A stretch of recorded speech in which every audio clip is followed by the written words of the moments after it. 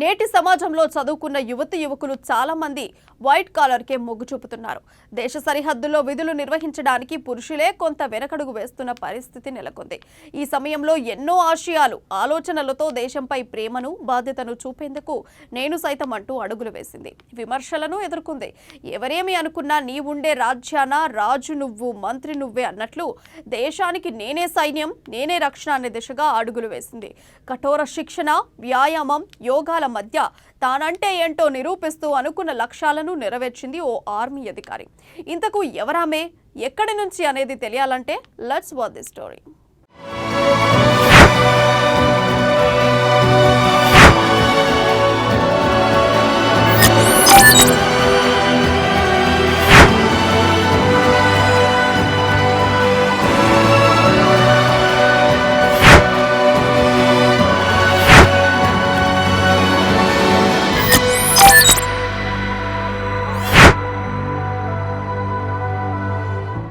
ఉమ్మడి జిల్లాలోనే తొలి మహిళ ఆర్మీ జవాన్ ప్రీతి బసు.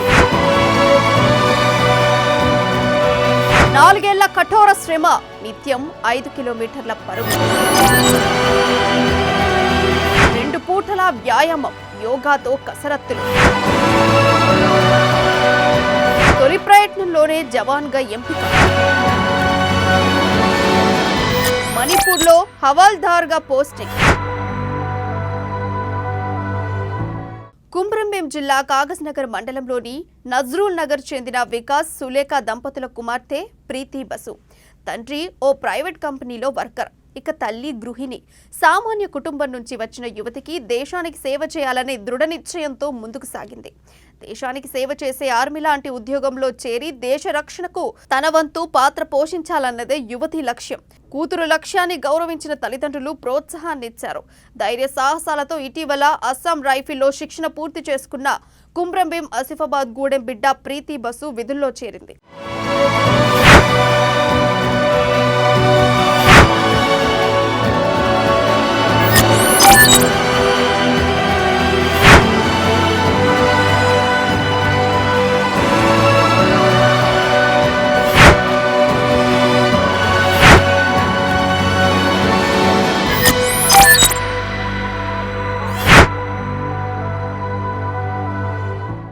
శిక్షణ కాలంలో కఠోరంగా శ్రమించినట్లు చెప్పుకొచ్చింది ప్రీతి బసు. దుర్గానగర్లోని తపోవని విశ్వవిద్యాలయంలో 1 నుండి 7 వరకు, కాగజ్నగర్లోని ప్రైవేట్ స్కూల్లో 8 నుండి 10 వరకు విద్యాభ్యాసాన్ని పూర్తి చేసుకుంది. ఇక వివేకానంద కాలేజ్లో జూనియర్ ఇంటర్ పూర్తి చేసింది. ఇక డిగ్రీలో ద్వితీయ సంవత్సరం చదువుతున్న తరుణంలో ఆర్మీకి ఎంపికయింది ప్రీతి బసు. ఆర్మీలో ఉద్యోగం అంటే ఆషామాషీ విషయం కాదు.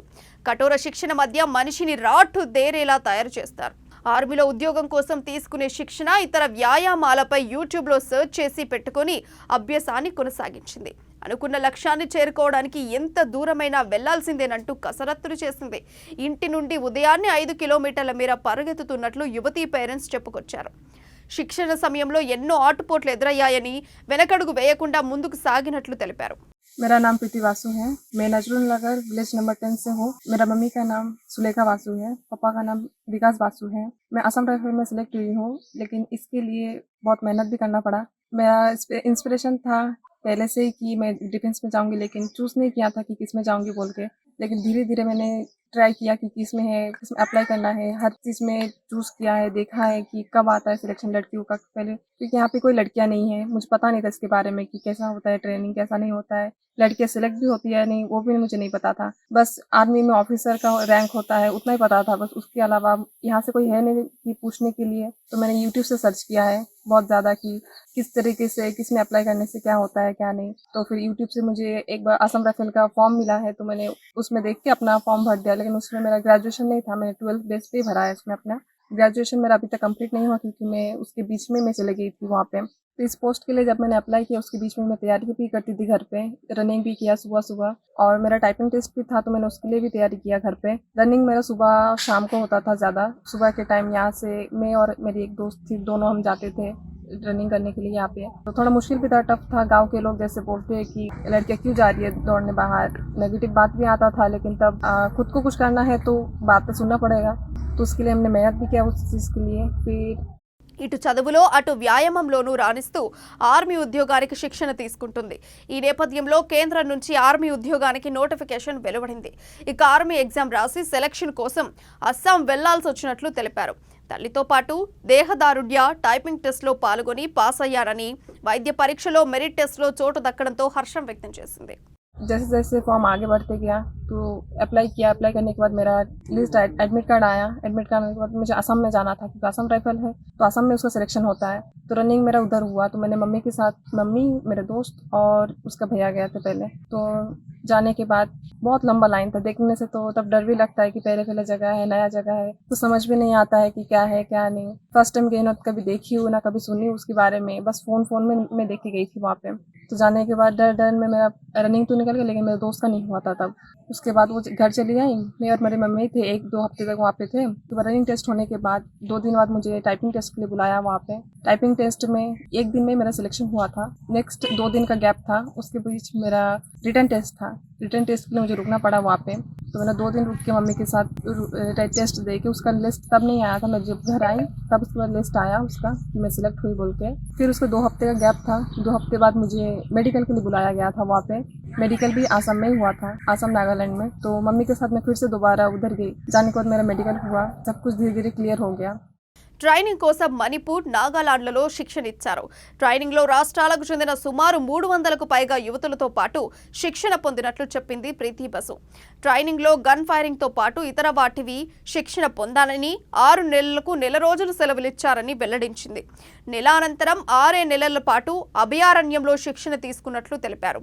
మొత్తం మీద 15 నెలల కఠోర శిక్షణ పొందిన అనంతరం పాసింగ్ అవుట్ అయ్యాక మణిపూర్లో హవల్దార్గా పోస్టింగ్ ఇచ్చారని స్పష్టం చేసింది. मेडिकल होने के बाद थोड़ा लंबा टाइम था, कुछ केस चल रहा था मेरे उस रैली के टाइम, तो उसके लिए मेरे मेरिट लिस्ट लेट आया था।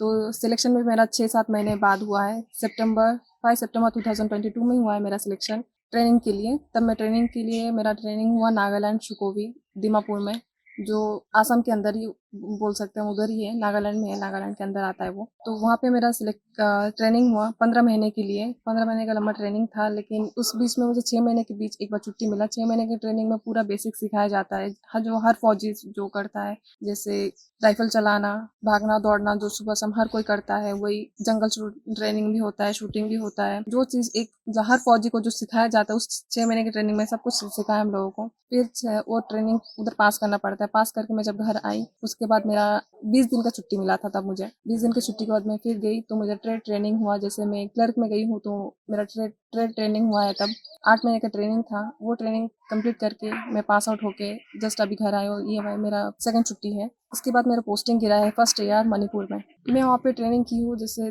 200-300 लड़कियाँ थे मेरे साथ ट्रेनिंग करते हुए, और लड़के भी मिला के 1000+ लड़के थे हम पूरे एक साथ जो ट्रेनिंग किए, और पास आउट भी होके हम बाहर निकले एक साथ।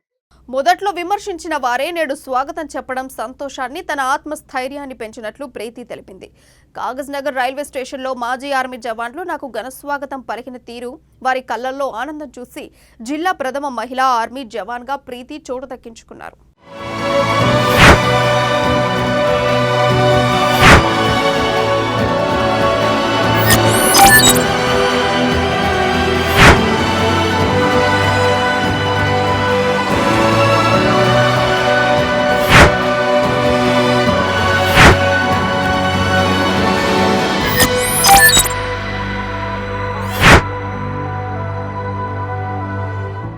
మధ్యతరగతి కుటుంబంలో పుట్టిన తన కూతురు సాధించిన విజయంపై తల్లి సులేఖా బసు ఆనందాన్ని వ్యక్తం చేసింది.